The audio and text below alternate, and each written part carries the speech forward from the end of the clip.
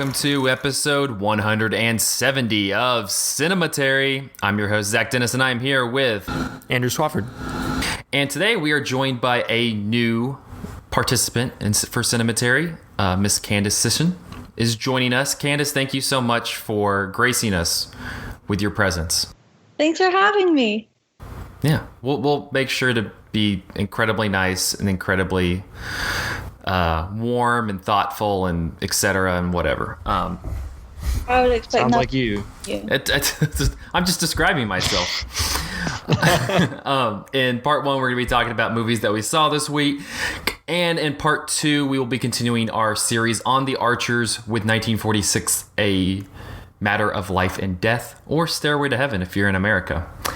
But before we do that, let's do movies that we saw this week. We talked about it a little bit last week, but let's get into briefly the latest Marvel movie, Thor Ragnarok.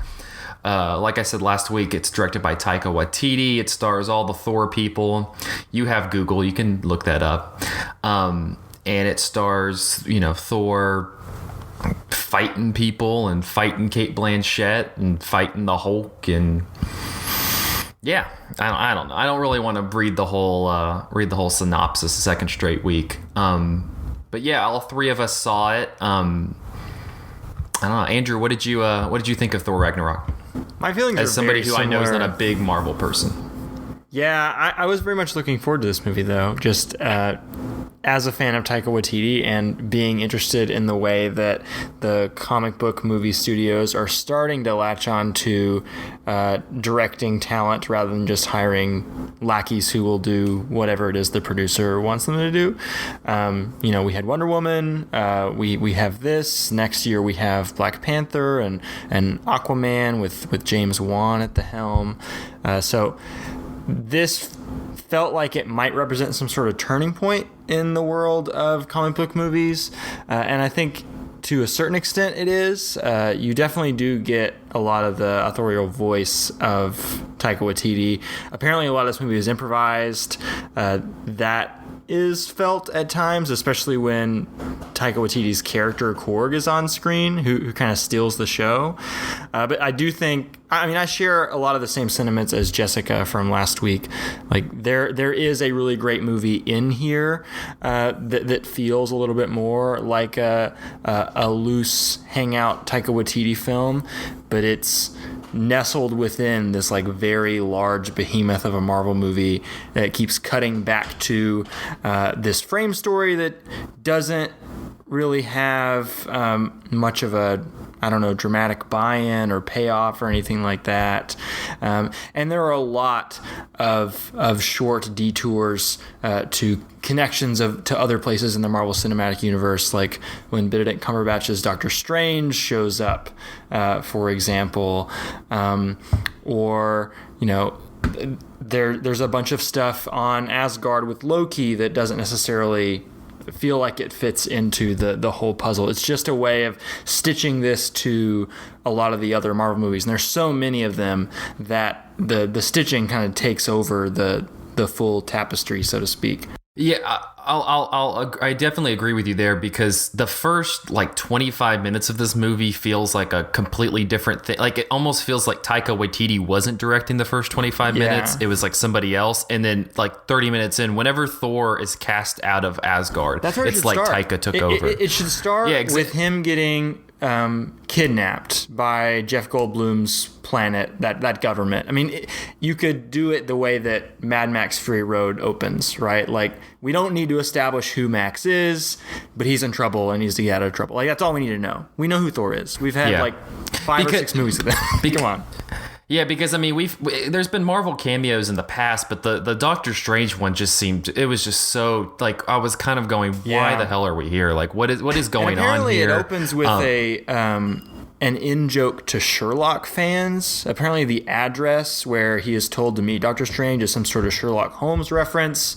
Benedict Cumberbatch plays Sherlock Holmes in the BBC thing, and these movies have enough fan service and callbacks to other material without extending beyond the actual Marvel properties. Like, do we really need to start colonizing other fandoms and integrating them into this stuff? I'm I think not. gonna take a stab and say that both fandoms probably intersect a little bit. Oh, for sure, for sure. Yeah. But Candace, I know you saw this as well. What did you think of Thor Ragnarok?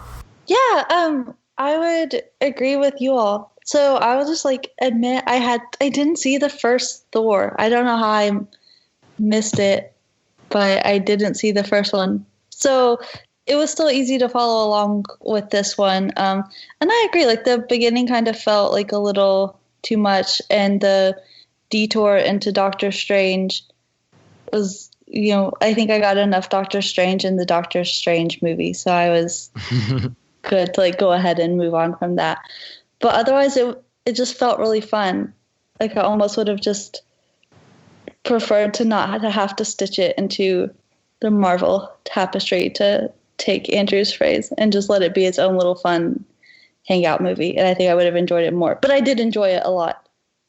Yeah, because even though it has its issues and some of the plot points don't always make much sense, I think that it's very fun. It's a very funny movie. You mentioned Korg, the Taika Waititi character. He is it's like somebody from Hunt for the Wilder People or What We Do in the Shadows is just implemented into a Marvel movie, which is wonderful.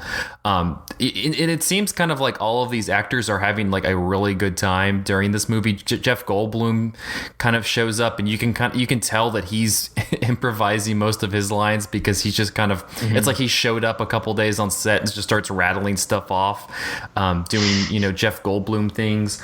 I had I discovered my sexual preference at the end of the movie when Tessa Thompson's Valkyrie character shows up, and there's rainbow confetti shooting out of the ship, and she's doing this slow-mo walk, and I audibly went, oh my god, and the people next to me were kind of looking at me, because there was too much. I was overloaded in that point in the movie. But I thought that I think that there is a lot just kind of entertainment if you're going to this as a kind of fun popcorn movie. I think that there's enough of that to hold you over, even if you aren't following these Marvel movies, because I think that once they go to the planet with Jeff Goldblum and it becomes this kind of straight comedy, it does feel like something that Taika Waititi would have his hands on. And yeah, I don't know. I did enjoy. Two quick responses to that. One, I would say that to look at the movie in general, if I just had to sum up the tone of the movie in one word, I think I probably would go for fun. But it's only a fun movie when it's being a Taika Waititi movie, and there are huge swaths of this thing that do not feel like that at all. You're getting these huge tonal shifts back and forth between the more cookie cutter studio product and this auteurist hangout thing. And so anytime it cuts from Jeff Goldblum's gladiator planet back to Asgard and whatever is going on with Cate Blanchett, I immediately lost interest, or I learned to lose interest in those sections, because they would be these 10 to 20 minute segments of the film where there wasn't really development, and there's not humor to speak of, and Cate Blanchett, I think, is criminally underused.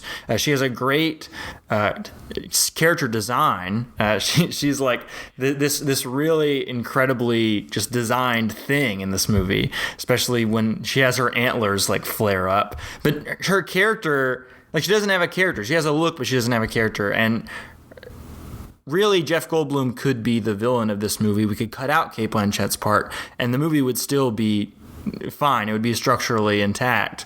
And honestly, as much as I love all of the casting in this film, there are a lot of characters that are underutilized. Cate Blanchett is a really good example. I think Tessa Thompson is underutilized in this movie. You could technically cut her character out. The only thing that she really adds to the story is that she helps Thor get out of the window when he's trapped in this gladiator hotel room. There are other ways to tell that story. I don't see a reason for a lot of these characters being here, except for A, the studio needed these characters to be set up in this movie, or B, star power to get people in the door. And it worked for me. Like I wanted to see Tessa Thompson and Jeff Goldblum and Cate Blanchett dressed the way they are in this film. But narratively, it doesn't work in the way that the trailers promise it will. I'm not going to tell anybody to not put Tessa Thompson in a movie, so I'm going to step away from that.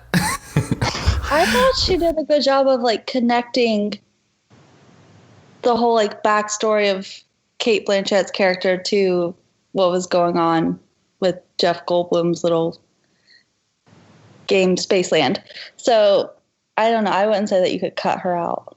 I think that stuff is just very half-baked, though. If you're going to go into the history of Asgard and like the history of the Valkyries and, I don't know, Thor's family colonizing the planet or something like that, I think they needed to lean into it a lot more than they did. I've seen a lot of takes on Twitter, people talking about Thor Ragnarok is about colonialism, and I guess if I squint, I can kind of see like the concept is there, but I really don't think that they tell a story about that. It's just in the background somewhere. I'll agree with that. I read that online, and then when I went to see the movie, I kept looking for when that was going to pop up. Mm-hmm. And it's been a great amount of energy waiting for it to make itself obvious. It's just in that painting on the ceiling of the throne room, and then it's gone. Yeah. Well, I can't. I will say though that at least there's at least more energy in the, even though it may not have enough Taika Waititi moments, there's at least more energy in those moments than in a lot of the more recent Marvel movies, especially like the Doctor Strange movie and a couple others where it just kind of feels even more cookie cutter than that. But yeah, Thor Ragnarok, it's in theaters now. If you're into those things, it's there for you. Another new release though that we wanted to talk about real quickly is The Killing of a Sacred Deer. And Andrew, I know you saw this and had some strong feelings about it. I have some strong feelings. So, intro to this movie for people who are unaware. Killing of a Sacred Deer is by Yorgos Lanthimos. He's a Greek director. He is considered the point man for this new cinema movement called Greece's Weird Wave. It also has this woman, Athena Rachel Tsangari, who made a really great film called Chevalier. But Yorgos Lanthimos, I've seen 3 of his films now, and he has this very distinct style. His characters deliver this stilted robotic dialogue. He uses this really intense, intrusive music that is reminiscent of The Shining. He's always using symmetry and framing in ways that are meant to be very foreboding for the audience. And most notable for me, his movies seem to take place in these alternate worlds where people speak with no emotion whatsoever, and people are trying to regulate the natural processes of their life with these really complicated systems. One of his older movies, Dogtooth, is about a family psychologically manipulating their kids to try and shelter them from the outside world. The Lobster is this dystopian film where finding a romantic partner is this huge bureaucratic process. And I had admired both of those films a lot for just the central ideas about humanity trying to apply this one-size-fits-all solution to these organic human processes. The Lobster wasn't that on our top 10 last year? It was. I feel like it was in the top 5 too. I really loved The Lobster last year. And I dig what Lanthimos is doing as an auteur most of the time. Killing of a Sacred Deer breaks this mold he's established for himself in a lot of ways. One, he's not really dealing with any sort of alternate reality, so to speak. I mean, I know that Dogtooth technically could take place in our world, but it doesn't feel like it does because it's all about like creating this false version of reality for the kids. Killing of a Sacred Deer is just a movie about a family set in the suburbs. They're both doctors, and some awful stuff happens to them over the course of the film. And they still talk like Yorgos Lanthimos characters, everything is completely dry and emotionless, and they say things that normal human beings would not say or share with one another, but they do not react in any sort of way. You were just kind of seeing these robots interfacing with each other over the course of the film. It is an adaptation of a Greek myth called Iphigenia, I believe is how you pronounce it. I don't know if I can necessarily spoil this movie or not. I mean, the myth is thousands of years old, but the trailers have been very coy about telling any sort of details about what the film entails. I'll give a hint, which is that Colin Farrell is this doctor. He has killed a patient, or a patient has died on his operating table recently. The child of this patient he takes under his wing. The child seems to have some sort of vendetta against Colin Farrell's character and ruins his life, so to speak. There are a lot of details as to how exactly the life gets ruined that I won't go into. But for me, this movie just did not work on a practical level.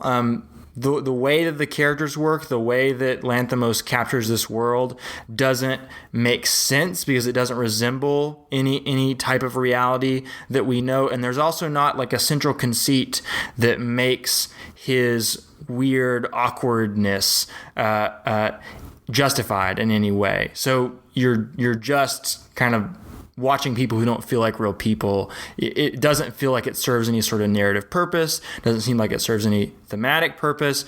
It's not about any of the things that his other films were about. It's not about people trying to regulate their lives in one way or another. It's just pure sadism. It is just this horrible, like bloodthirsty boy waging war against this family, and it just becomes very violent and very cynical, and there's no beating heart at the center of the movie, despite the fact that, as Reed Ramsey, former Cinematary participant, pointed out in his Letterboxd review, the movie's opening shot is a literal heart beating, like on an operating table. So that is a nice image that you get to look at for like a minute and a half at the beginning of this film.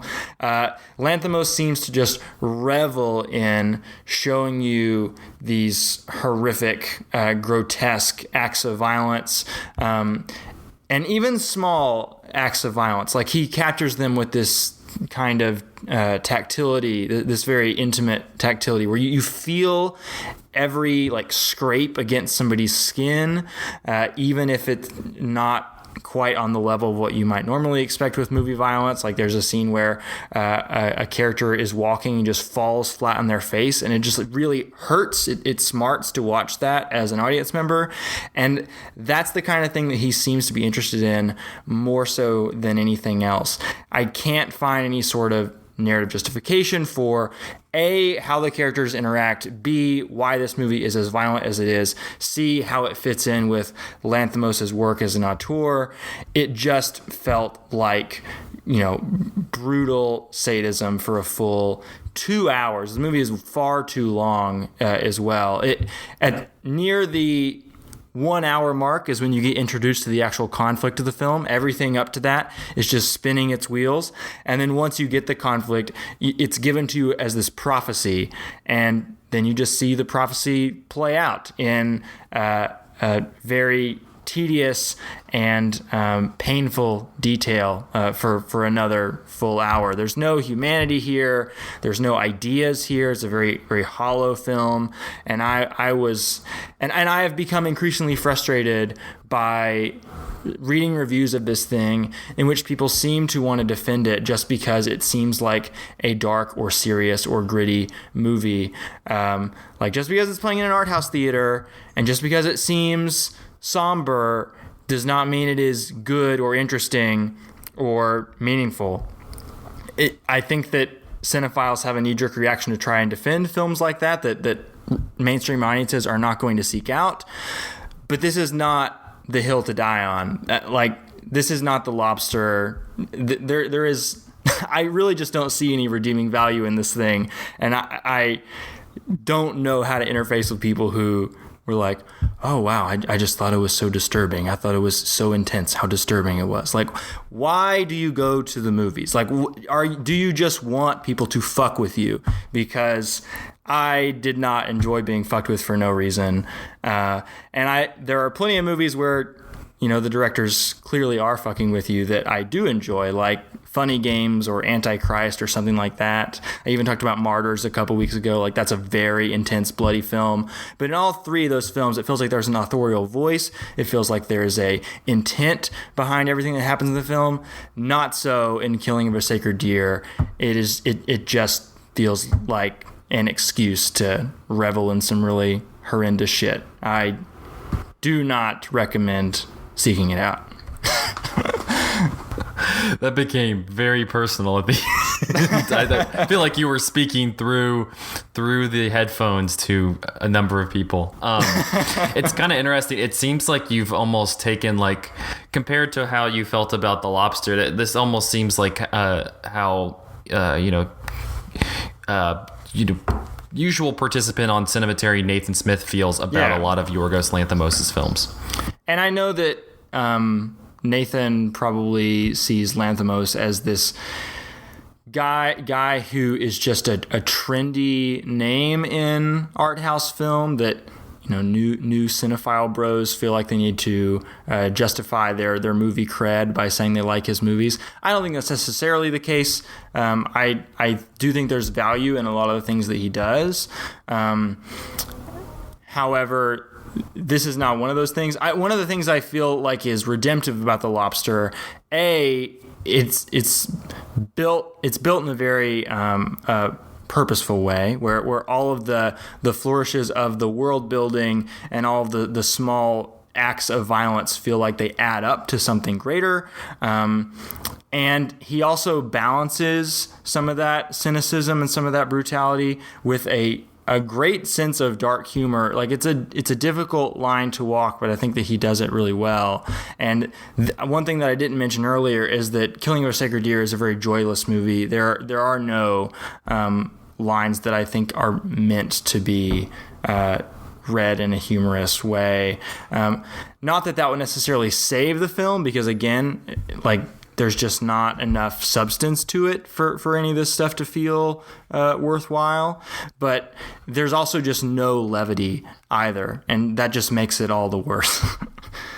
All right. Well, Killing of a Sacred Deer, it's in theaters now. Let's move on to a movie that we're much more excited to talk about. I think we can agree with that. And that is Columbus, the debut feature film for the writer-director Koga Nada. If you've watched a number of Ozu's films, you're familiar with that name. But Columbus, it came out earlier this year. It seemed like it kind of jumped around to very select art house theaters, but it is now available on multiple VOD platforms. I watched it on, and I think Andrew did as well, for $5. You can rent it on Amazon or on iTunes. You can also rent it on Amazon and other platforms like that. But Columbus, it's about this Korean-born man played by John cho, who works in Seoul as a translator, and he finds himself in Columbus, Indiana, which is this architecture, modernist architecture mecca. All of the kind of great 20th century architects have built something in this town, and it seems to be kind of this place that architects and architectural students come to study in. And his father is an architect, and I think works at in the local area, and is known there. But he has fallen ill and is in a coma, which is why John Cho's character has come to Columbus. And while he's there, he's kind of just wandering around the city because there's not much he can do to help his father. And while he's kind of wandering around, he meets this young woman played by Haley Lou Richardson, who lives in Columbus. She's staying there with her mother, who's a recovering addict. rather than she's just finished high school, and she is kind of foregoing going to college at the moment because she just feels much more like it's her duty to stay with her mom and make sure her mom's kind of straightened out her path. And Parker Posey also has a role as this instructor and longtime student of John Cho's character's father, who was kind of helping him along with the various things he has to attend to with his dad. But this was a movie that I was very, very, very excited to see. I heard about it during the summer. I read about it. Kogonada, if you're not familiar with him, he did a lot of video essays about Ozu and Richard Linklater and a number of other filmmakers and Terrence Malick for BFI, Sight and Sound, Criterion Collection. You can find them on his Vimeo page if you go to Vimeo and search Kogonada. And they're kind of different from video essays that you're used to seeing.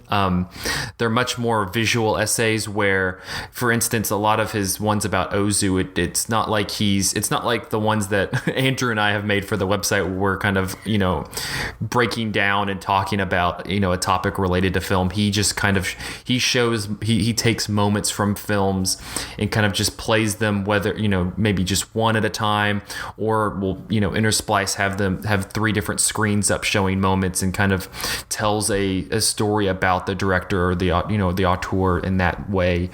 And you can sense, I think that I mention Ozu a lot because you can sense a lot of his presence in this movie, from the shot compositions to the cut from action to kind of pillow shots around the town, to just kind of the story feels much, especially the drama between Haley Lou Richardson and her duty to kind of stay with her mother seems very steeped in a lot of the stories that you see from Ozu. I've been thinking. I watched this past weekend, and I've been thinking all week about a lot of the shots and the compositions of those. But I think we'll talk about that in a second. Andrew, I'm curious to hear what you thought about Columbus. Well, I completely share your sentiment that ever since I watched the movie, I've thought about little else other than the movie. I feel like this is one of those cases where I'm very acutely aware of the fact that it's easy to talk about a movie that doesn't work for me because I know exactly what the problem is. But when there's a movie that just hits you in a very personal place, it's hard to articulate like what about the movie is great. But Columbus is great. Like this is one of the best films of the year, in my opinion. Where to start? Okay, I guess I have 3 main things that I wanted to point out that I loved about it. One, the soundtrack is gorgeous. It is by a well-known ambient group called Hammock, and despite the fact that I'm kind of a big ambient music head, I've not actually listened to Hammock, but I immediately after this movie ended, went and downloaded their album, and I've listened to very little else since then. Lots of quiet acoustic guitar compositions, but with these big swells of drones around them. Lots of use of field noise, of crickets and locusts chirping and things like that. That might sound like typical the platonic ideal of what ambient music is, but this is really, really well done, really gorgeous, and has this pure resonance to it. So that is an element of this thing that I love. It seems to fit hand in glove with how confident and pure his compositions are and how clean everything looks. Hammock's soundtrack just complements that wonderfully. It's a very, for my second thing is, it's a very emotionally overwhelming movie, but in a way that is muted at times. There are times where it feels like the emotions are just overflowing, like the movie is bursting at the seams with this sort of melancholy or regret or loss.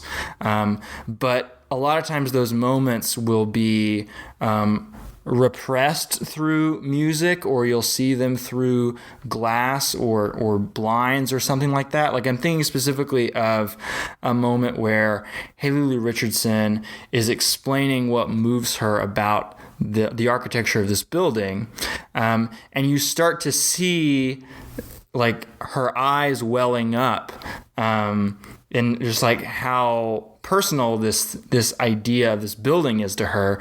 But as soon as she starts speaking, her dialogue gets cut out and is replaced by the hammock score. And I think that the movie very wisely knows that any articulation of her emotion would not be as effective as like this universal language of music. Like it just like lets that emotion like flow out through the movie in that way, as opposed to having you intellectualize it. And you just can see by the way, like, you don't need to know what she's exactly saying. You can see by the way she's articulating and moving, her face and her hands and such, like how passionate she is about what she's talking about. Yeah. All the acting here is tops too. She's so good. Like Haley Lu Richardson is so fantastic in this movie. And then I guess the third thing, this doesn't feel particularly cinematic, but it is important to my experience with the film.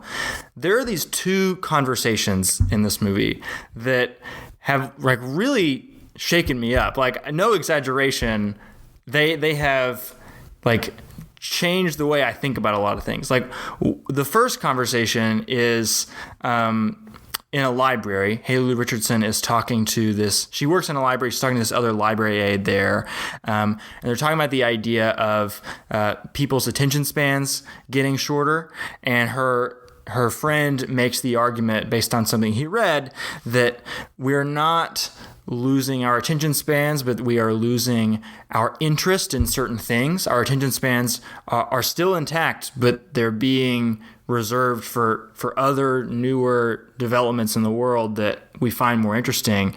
And there's this great sense of ambiguity and melancholy of like whether or not that is a good or an okay thing, because there's really no way to know without a broader scope of history, like looking back from the future. And like, that's just a thing that I've thought about, dealing with people of a slightly younger generation than me. Like, I work with teenagers, and there's a stereotype about teenagers that like, oh, they don't have attention spans, they can't pay attention to anything. But I have always been skeptical about that idea, and this movie has, like, that conversation has pushed me into like a new realm of understanding about that. And then the other conversation relates to movies and like how we talk about art, which is John Cho and Haley Richardson are standing in front of this building that I mentioned earlier that Haley Richardson really connects to. And John Cho is asking like, why do you like this building? And she starts to like list off all these facts, all of these typical readings of like why the building is the way it is and why it is important in the canon of architecture or whatever. And then he interrupts her and he says, no, that's what the building is. Like, why do you like it? What moves you about it? And the reason that conversation has stuck with me is that I feel like I am probably guilty of that a lot.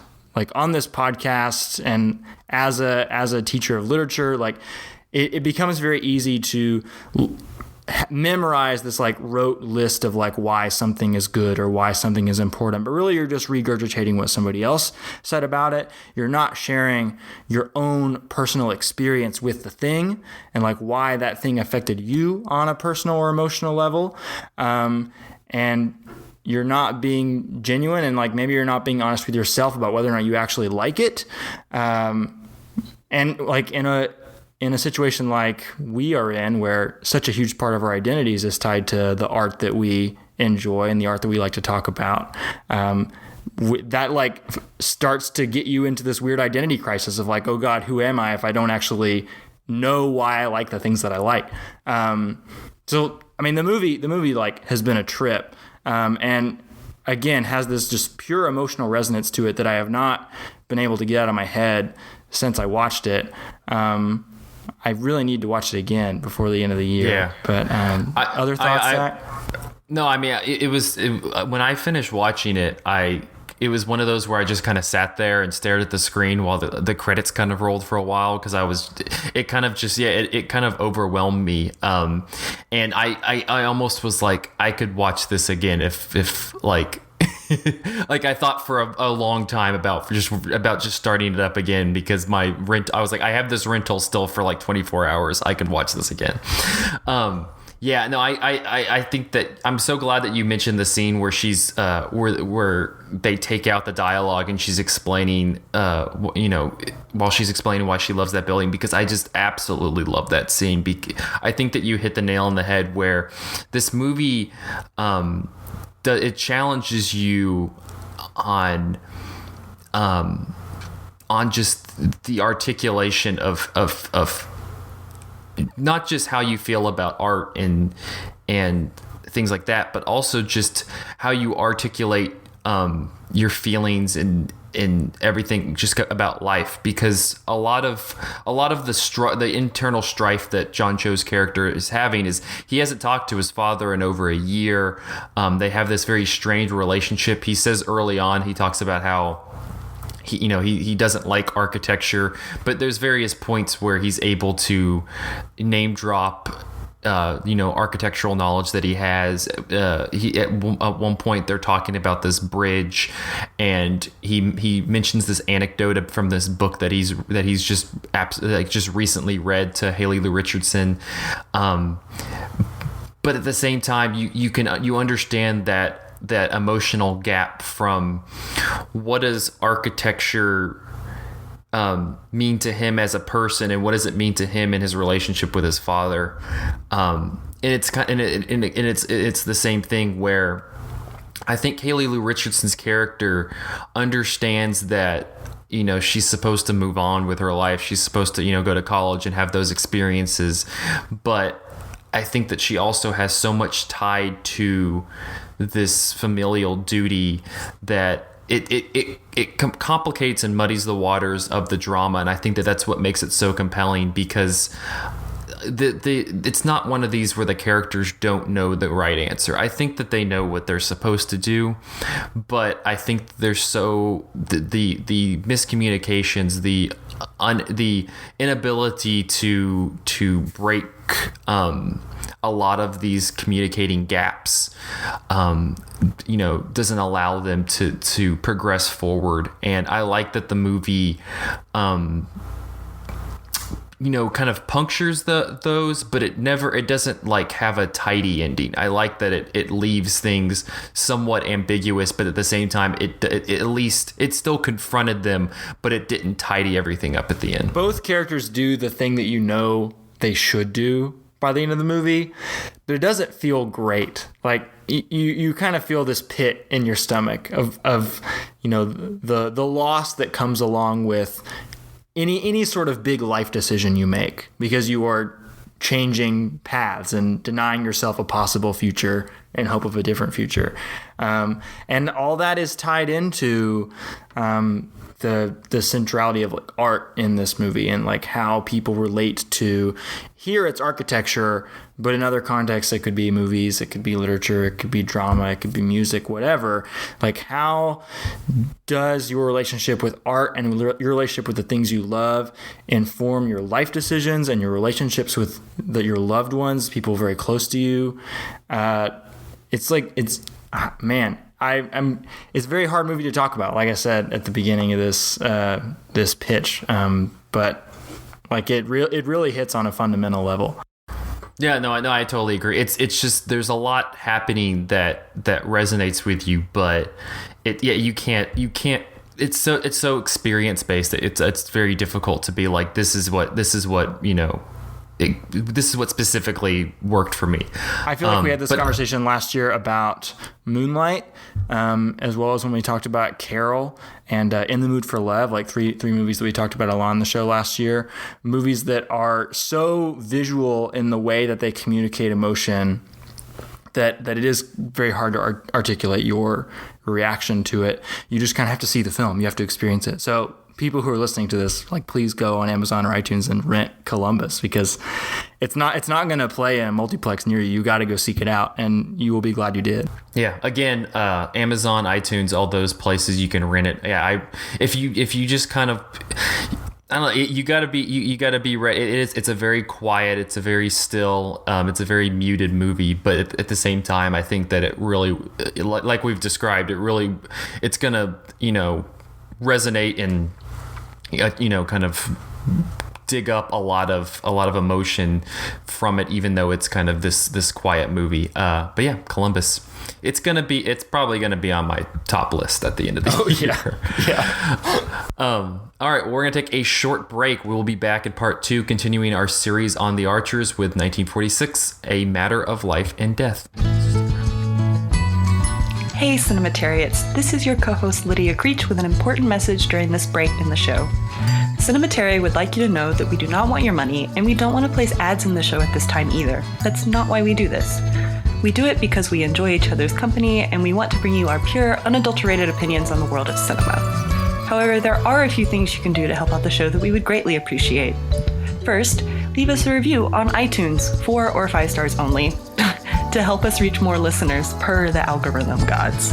Secondly, send us a tweet at Cinematary, or better yet, send us an email at zach@cinematary.com. That's Zach, Z-A-C-H, so we can hear from you guys for a change. I'd especially like to hear if you're a human and not an android who also likes Blade Runner, or maybe you have a suggestion of a movie you would really like to hear our opinions on. Regardless, let us know your thoughts and we will read them out and respond to them on future episodes of the show. Finally, please share the show with friends and members of your family who you think would enjoy listening to and participating in our film discussions that we bring to you guys every week. So, to recap, review, send us your thoughts through Twitter and email, and please share with your friends and family. We would greatly appreciate it. Thanks for listening. Now back to the show.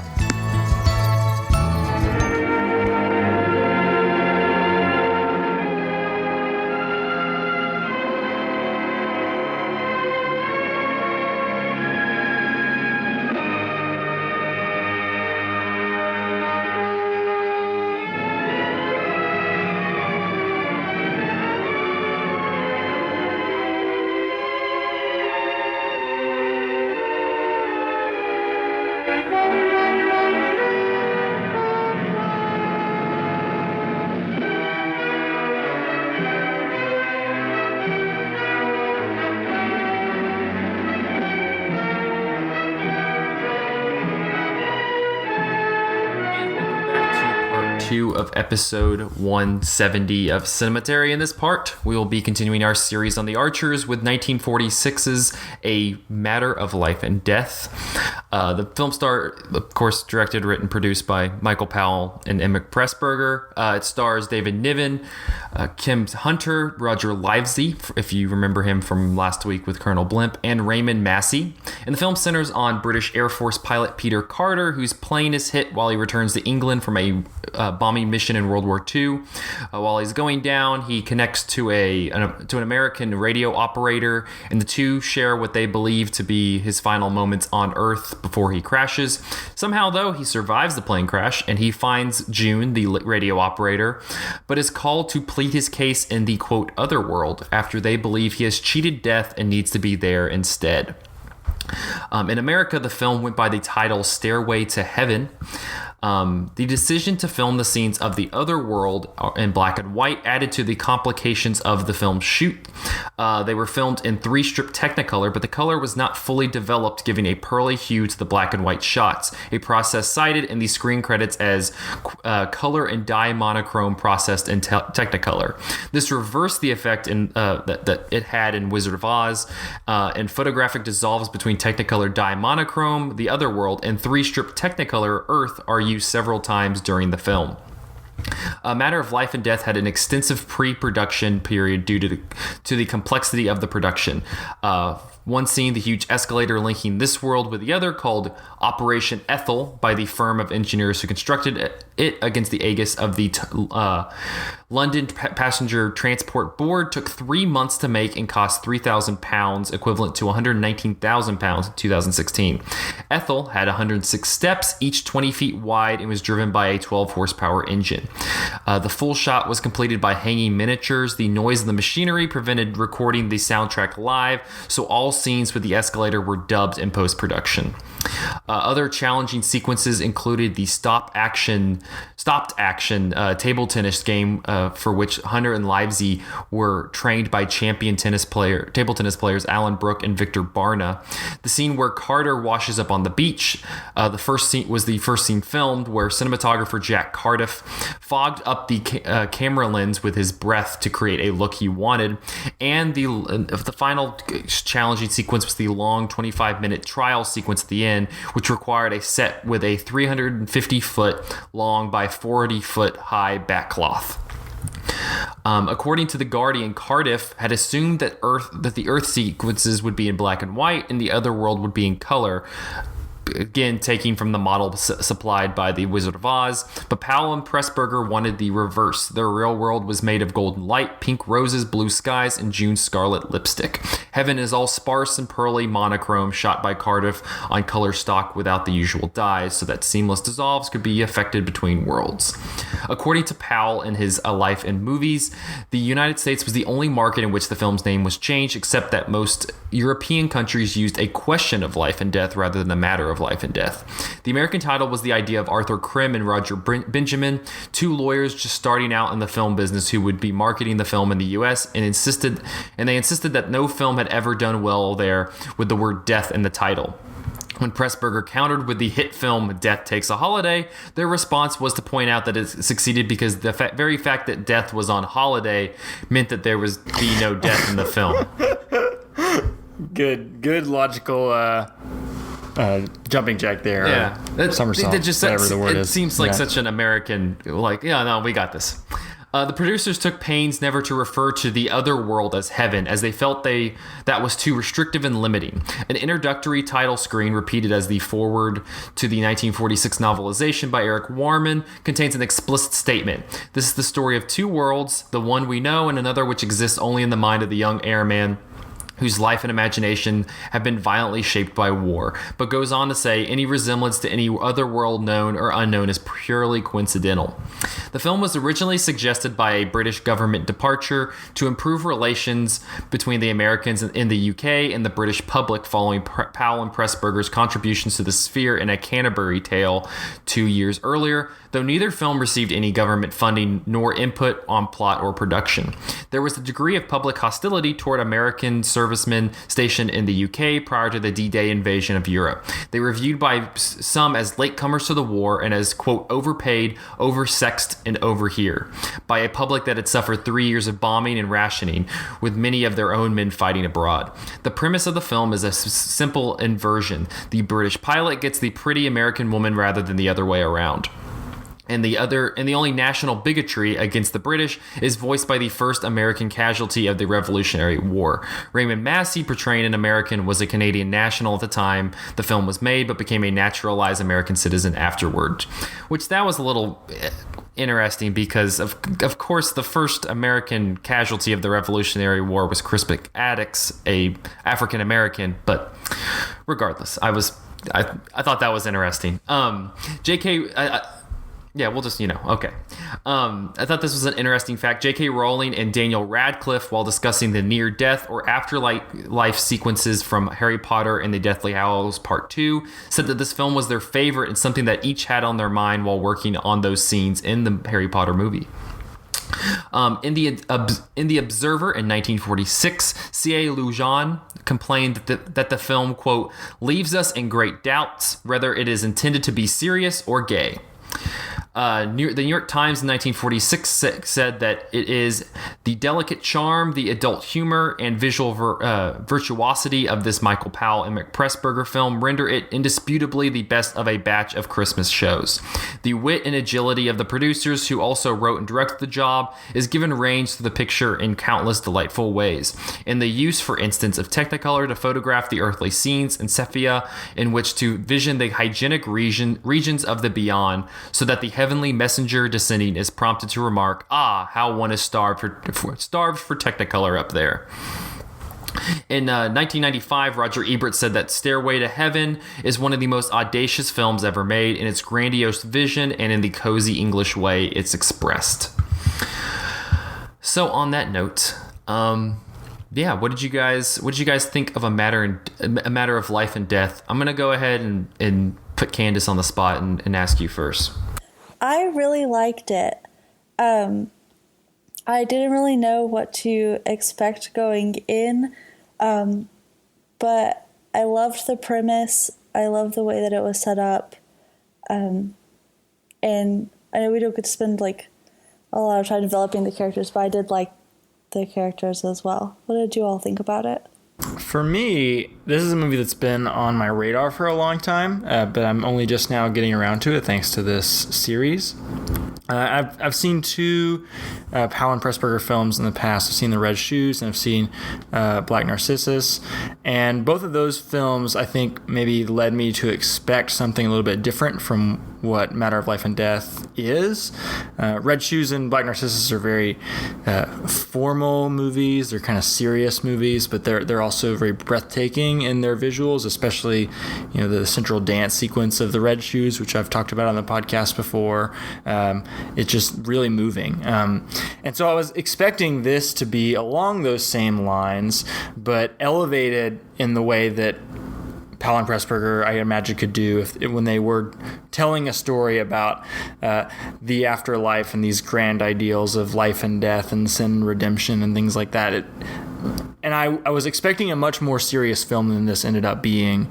The opening sequence is really moving and really emotional, and how quickly it establishes this connection between the airman and the telephone operator. And then the movie, after he dies and wakes up still alive, takes a lot of turns that I was not quite expecting. It's kind of kooky at times and just sort of silly at others. There's a long sequence involving people playing ping pong that I was just not really ready for. And then you have this not angel character, but conductor character, they call him, played by Marius Goring, I think is how you pronounce his name, who's just very flamboyant and silly and off the cuff, which, yeah. Yeah, I guess so. And so I was kind of taken aback by the weird tone that the movie took in the first half. And then in the last section, when it becomes he's trial, like the embodiment of a French stereotype. It becomes very heavy and philosophical and historical, and about the sins of England and how other countries' inability to forgive England its past transgressions in the form of colonialism or whatever else. And I was just not ready for any of that. Like, I don't know. It just kind of took me by surprise. I don't really know how I feel about it. I don't know if I can say I liked it or disliked it. I'm just still processing what this movie even is. Sure. Yeah. I really liked it. I don't know. I guess since I'm kind of coming in, I think that this kind of seems much more closely tied with what I saw last week with Colonel Blimp than probably The Red Shoes or Black Narcissus, because Colonel Blimp, while Lydia and I talked about it, it's dealing with a lot of these kind of somewhat similar themes of nationalism and feels very embedded in World War II England. It does have this kind of lightness, this classical Hollywood suaveness to it so when that was happening in this one, that really didn't throw me off because I was seeing that last week. This one though, Lydia and I talked last week about kind of the audacity of some of the camera movements and how it transitioned through time in Colonel Blimp. And this one, I was more taken with a lot of the I mentioned in the notes, but the risks that they kind of took in shifting between worlds, and just the kind of the broadness of this whole concept. It was such a high concept kind of in how they were able to kind of establish the strange rules of the the world and the other world. I thought was something.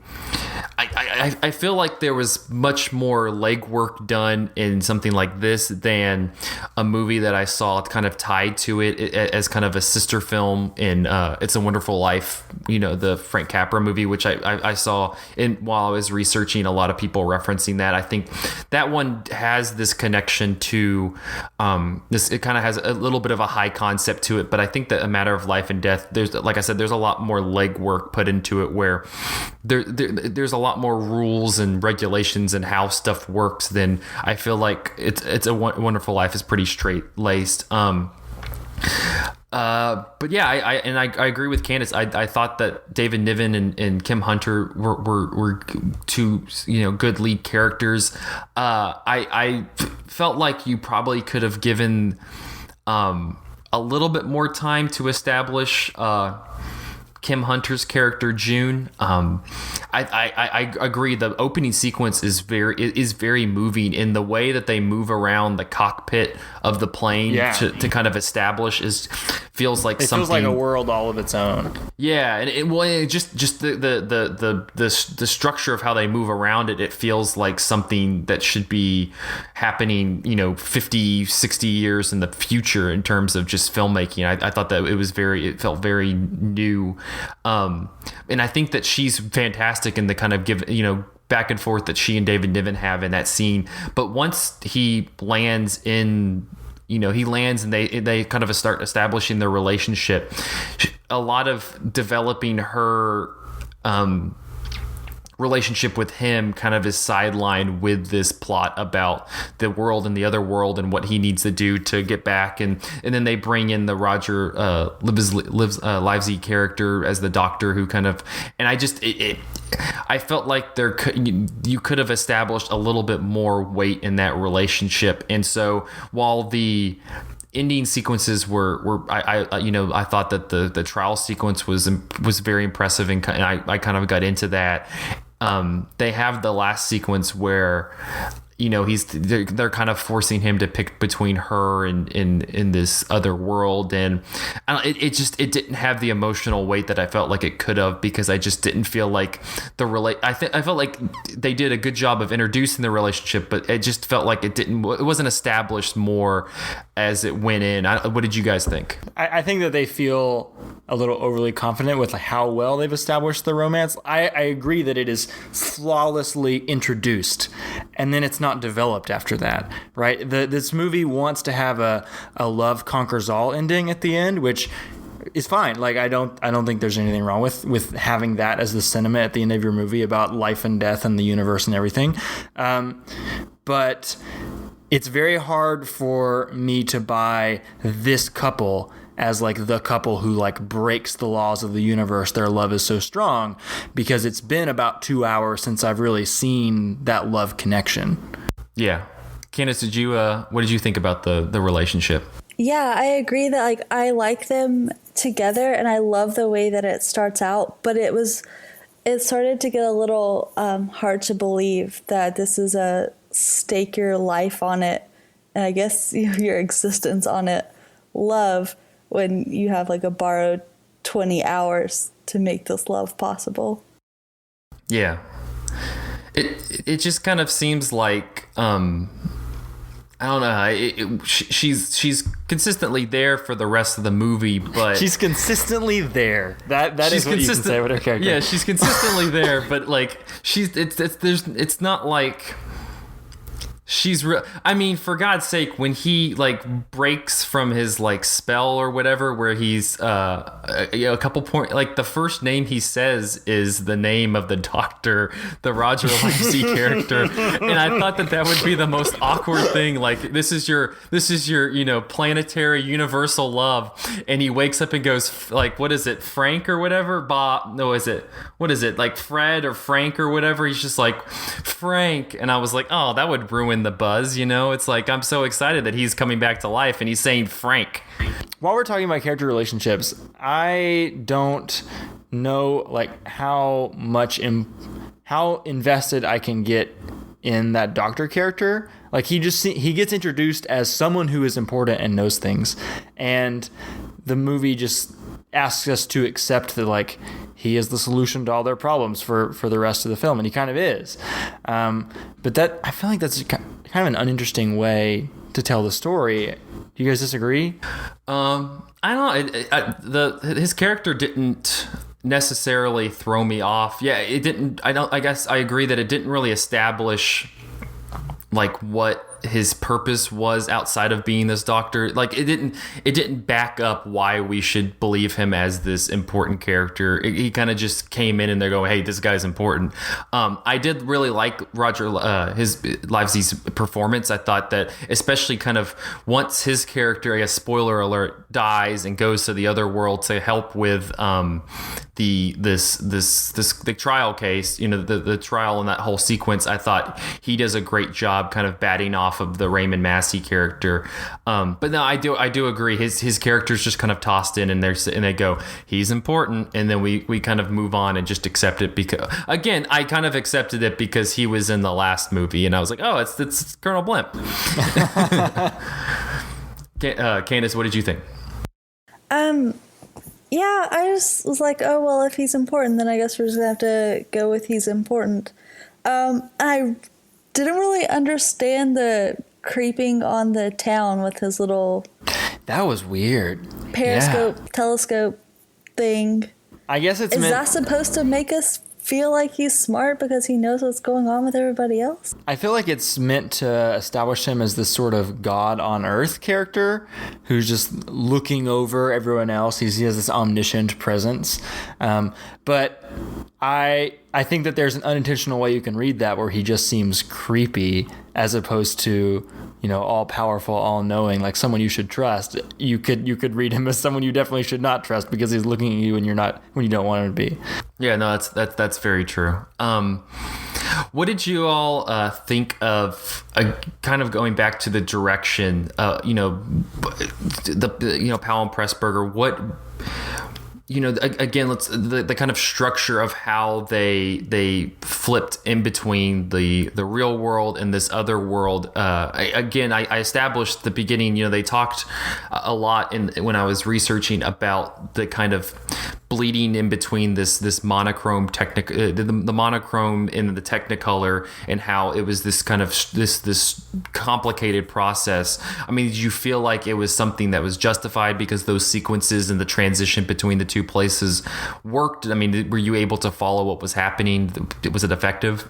Okay, yeah, I thought it was effective. I think you did a really good job of demarcating when you're in one world versus the other, and I think that the lack of color, for me at least, like helped sell that there was a reason to keep fighting to stay in our world, because it really made this other world, like, while it seemed nice and you get these cool wings and everything was clean and modern looking, like the color just gives a life to our world that just, I don't know, that made it seem a little, like, helped sell me at least on why, even if you didn't have someone that you love, that you would want to stay there. Well, and it's also, I guess you got to think of the historical context that you have. This is 1946, we're in the middle of, we have World War II happening. You got to figure that while last week we talked about the government, having a lot of strife and struggle with Colonel Blimp and the message that it was portraying. I don't think that that Powell and Pressburger were anti the overall goal of what they were, what England's trying to accomplish in World War II. They were just much more critical of the small specifics of how they were trying to go about that. And so I think I gotta feel like doing the reverse of Wizard of Oz, where the real world's black and white, and then she goes to this fantasy world that's beautiful Technicolor, and having the real world be color while the other world is monochrome. I think that there's a little bit of a propaganda, just establishing some, I think that there's a propaganda element to that decision, just because they want to. I think that the people of Britain probably don't see maybe that beauty at that period of time. Like it's kind of they were dealing with bombing and rationing and all this, constantly under attack. And whenever a lot of the real world stuff is happening, especially when they're in Devon and in the fields and on the beach, there's just this radiant beauty to it. That scene where they're in the garden, when the French stereotype character shows up for the first time, is so beautiful. When his appearance happens, like all the colors just kind of glide over. I think that there's a little bit of that.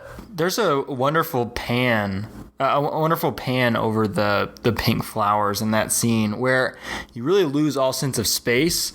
Like, you feel like most of these things were probably shot in a studio set, but there's this odd camera movement that seems like it goes really far in a lot of directions, and it's hard to tell like where you are and like what direction you're facing. But there's just like these layers upon layers of flowers. Like, Powell and Pressburger are really good at creating this stage for their characters to inhabit, and that's a really good example. And I think that there's much more of a staged quality to this movie, especially at the end when they're having this very staged trial to Matter of Life and Death, compared to Colonel Blimp, which felt much more natural.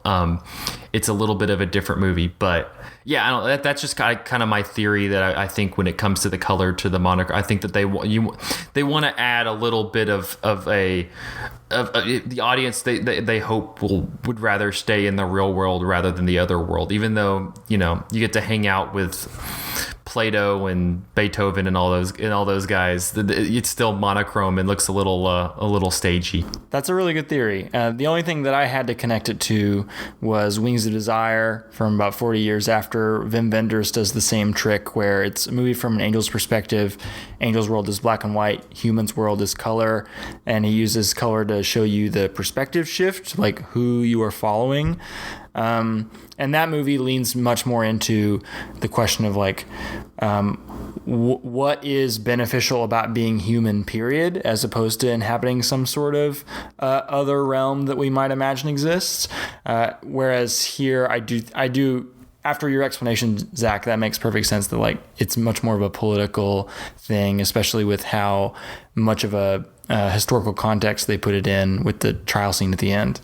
Just from doing research on both this film and the last one, there is just this strong political through line that they have, that it's like it's somewhat propaganda, but at the same time it's not. They're not completely just going head over heels for what the government wants. But like I said, they definitely agree with the overall goal, but they're also gonna criticize it. So well, they present the idea that the British government is almost irredeemable by the end of the movie. But of course, love conquers all and all that. Well, sure. I mean, what did you guys think of that whole sequence when the two characters are going back and forth, and he's kind of challenging Britain on, and he brings out the various characters from India and China and these countries that, as people who study history would know, Britain has had this large impact on these areas. Did that message work for you, or was it a little too heavy-handed? I think that the message works, or the conflict that it introduces works. I don't know if the solution that the film offers necessarily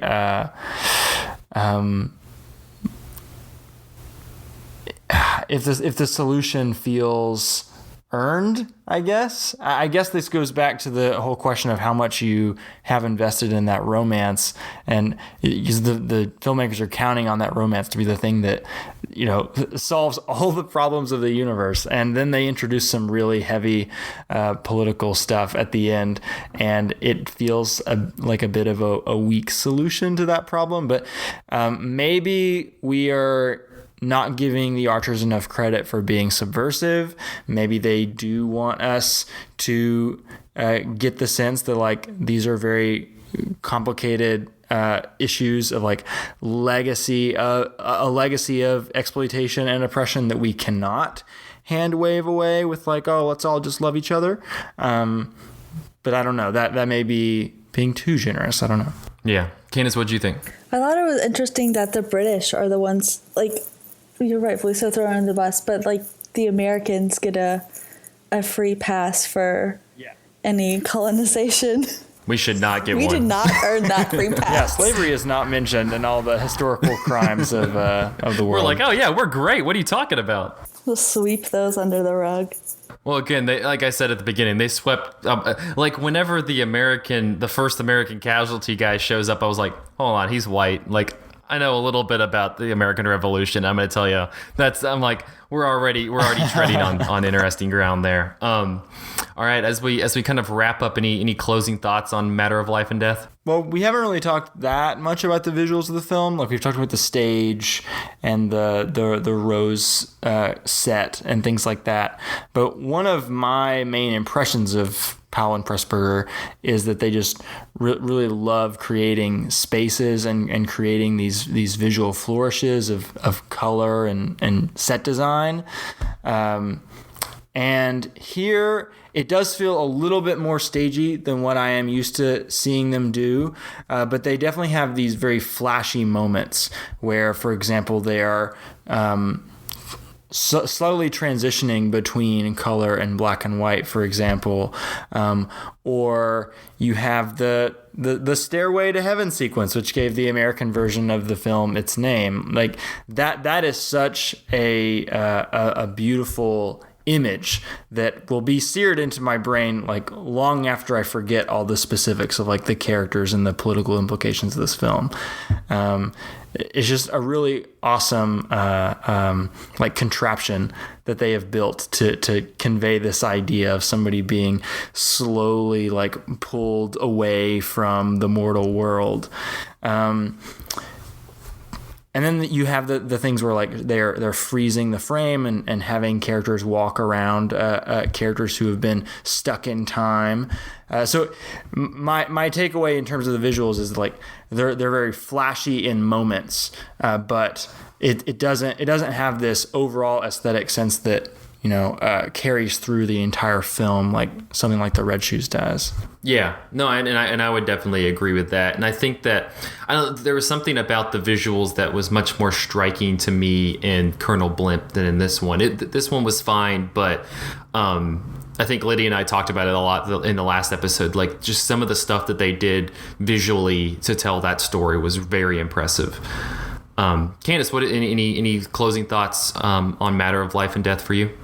Yeah, to me, one thing that really stood out was the score for the film, especially the way at the beginning and with the otherworld that clocks and that ticking clock sound was so prevalent, and it kind of reminded me of Dunkirk a little bit, that same kind of anxiety-producing effect of this ticking clock, even though the clocks sound different in both of those movies. This one has more of a chimey feel, but still I felt like, you know, it really did a great job of tying in that feeling of passing time and borrowed time. You would assume that that Christopher Nolan was probably thinking of this movie because that there is a lot of connections between the plot of Dunkirk and this, not just the World War II, but, you know, just the act of a pilot, you know, struggling to you know, keep the plane up after being hit. Huh. Yeah, I'll finish up saying I like this one. Again, I think I really liked Colonel Blimp last week. I really enjoyed that one. This one was solid. It seemed much more in line with kind of the classical Hollywood sense. And like I mentioned before with the relationship, I felt like if that was maybe developed a little bit more, it might have resonated a little bit better with me. But for the most part, I really did enjoy it. I think I'm 2 for 2 so far with their movies. But I think that compared to Colonel Blimp, which just had this narrative audacity, this visual audacity, and these really moving performances, it just kind of didn't add up as much to or at least have as much of an effect on me as that one did, but I still think it's another I still really like the way that these two guys direct their movies and structure their movies. I think it's still very interesting, especially with like we've said, this kind of high concept idea that they were playing with in this one. Yeah. I guess that'll wrap up this episode, though, of Cinematary. You can find us on Facebook at facebook.com/Cinematary, on Twitter at Twitter handle @Cinematary, and on Letterboxd at letterboxd.com/Cinematary, where we post all of the movies that we talked about in this episode. Next week, we will be continuing our Powell and Pressburger series on The Archers with 1947's Black Narcissus, which Andrew mentioned earlier. Anything to...